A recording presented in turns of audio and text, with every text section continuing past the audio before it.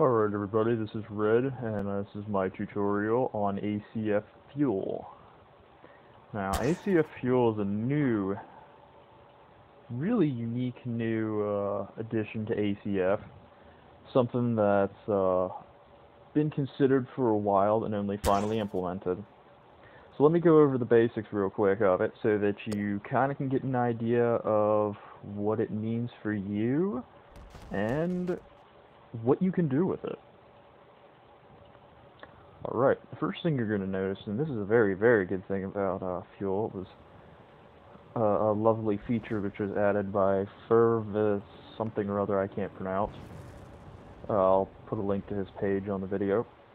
One of the very unique things which I noticed about it, and one of the things I really like, is the fact that on most engines, now not all, but most, on most engines, you will not need fuel. It will not affect the engine's performance. So if you have a vehicle which was made before fuel was added, that vehicle still works. That is important. That is an enormous, enormous advantage. The exceptions to this are going to be the special engines, with the exception of the 13-liter. So basically any of those really high-strung racing engines, they're going to require fuel. Other engines, fuel is optional. Fuel is not mandatory.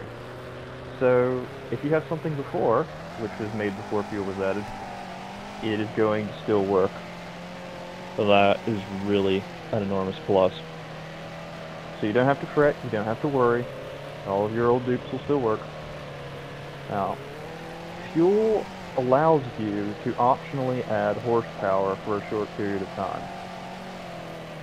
To do this is actually rather simple. What it will do is it'll increase the engine's horsepower, and you'll notice that now engines will have a secondary rating available on the screen on them, the data screen, which will show their output when they are fed with fuel. So, you may be wondering now, how do I make fuel work? Here you can see an example of a vehicle which I made, an armored car, which is kind of half finished and pretty shitty. You can see my arrangement. I have my engine, my gearbox, and my differentials. Here I have a main fuel tank. To link the fuel tank to the engine is pretty simple. You're going to click like you would to link ammo, so right mouse click on the engine, and then click on the fuel tank. To make the fuel tank start filling the engine with fuel, and you can ignore that little pop-up, you're going to wire active to some button or something, whatever you have available that is your toggle for activating fuel. Now that's pretty simple. The only secondary thing you're going to notice is there's something called refill duty. Now this is actually a pretty ingenious ability that was added by Ferv. Ferv added this ability where if you have a tank which is near another tank, and there's certain tanks that will only do this, you'll notice they'll have a indicator on them in the data screen. If you wire refill duty to one, and those tanks are active as well, they will refuel nearby fuel tanks rather than directly fuel an engine.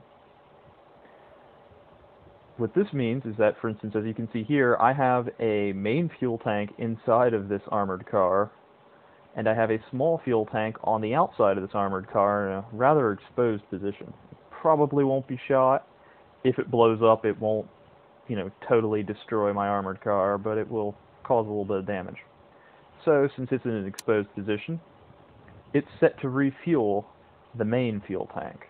So this little tank will refuel this one until this little one's empty. When this little one's empty, it can't fuel the other one, and I'll start using the main tank. This is also great if you make tanker trucks. You can make a tanker truck, drive up to somebody with your fuel tank on refuel duty and wired to active, and start refueling their fuel tanks for them. which is very convenient and adds a unique dimension of play. So this is similar to ammunition in a lot of ways. It functions a lot like ammunition, except for engines. And of course, if you are like, I don't want to use fuel, this is fucking bullshit, or you're like me and you're a bit of a traditionalist, you don't like to typically mingle with new things, you don't have to. So it's just a nice option where you can trade a little bit of interior space for the ability to get a bit of a dash, a higher speed for a short period of time. The only real, I guess, drawback to the possibility of using it is A, you're going to have internal space. These things do explode when shot. If you shoot it with machine guns or something else, it will explode like ammo. In fact, a bit more violently in some cases. And B, you do want to make sure that your drivetrain is capable of handling the additional stresses. This will increase the torque output of your engines, and that will flow all the way down to the drivetrain. So as you can see, I have a gearbox which is rated for 440 Newton meters, but an engine only rated 240. When this is supplied with fuel, this goes up to 300. So my drivetrain is reinforced to be able to take account of this. Alright, so that's pretty much how it is. You just link the fuel tank, wire it to active in order to give yourself fuel. You just wire that active up to any toggle, and if you want to refuel an internal tank from an external tank, or you want to prioritize which tanks are used, set them to refuel duty and place them nearby. And if it's on refuel duty, you don't have to link it to the engine. Alright, now let's get a demonstration real quick before I wrap this tutorial up. Here is my very complicated armored car. You can see my feet sticking out because I didn't wire or hide the pilot. I'm going to drive like normal now. As you can see, it's not a fantastically fast vehicle. Certainly pretty zippy. I mean, it's about 45 horsepower per ton, so it's got some serious speed to it. And it will barely manage to get to fourth gear. However, my input, here you can see I'm going as regular. I have an input on my transmission chip set up, where when I hold R and hit flashlight, it turns fuel on. And I will go a good bit faster now. 25% more horsepower, more output. And you can see I'm really hauling ass here. Oh, I'm seriously hauling ass.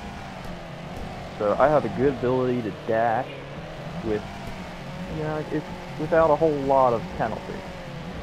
A little bit of interior space, which could have been used for ammunition or troop storage, since this is a scout car, not a direct line combat vehicle. One piece of advice I would give you is that if you do incorporate into your transmission chip, rather than through a manual input, the ability to turn on or off fuel, if your throttle is 0, I would recommend that you turn fuel off automatically. So, for instance, on mine, when I turn fuel on, the actual output of the fuel being used only is active when my throttle is up. That's a nice little trick, which will save you a small amount of fuel in the long term. One other thing I will note before I finish this tutorial up, something which I do want to pass along to you, is racing engines will require fuel at all times. All the engines in that specialist, which people used to like to stuff into tanks because they're tiny and they put out a shit ton of horsepower, you can't just keep doing that anymore. You're going to have to actually use fuel now with them. So that kind of will adjust the balance of ACF a tiny bit in a positive direction. I will also note that certain types of engines have different properties with fuel. Petrol engines will pretty much guzzle fuel. Diesels will not. Diesel engines are going to be much more fuel efficient than petrol, and I believe turbines will be as well. And one final note I would like to leave you with is that electric engines, in addition to having heavier fuel, because their batteries not actually fuel themselves, electric engines, electric storage for power, the batteries, while they are stored in fuel tanks, they do not explode. They can be shot all day and will not burst. So that's a very, very nice piece of work by Ferv. I have no idea how to pronounce the rest of his name, and I'm not even going to try. So, that's pretty much it. That's how you use fuel. You just link it to an engine, wire it to active for some input, and it'll start giving you more horsepower on demand.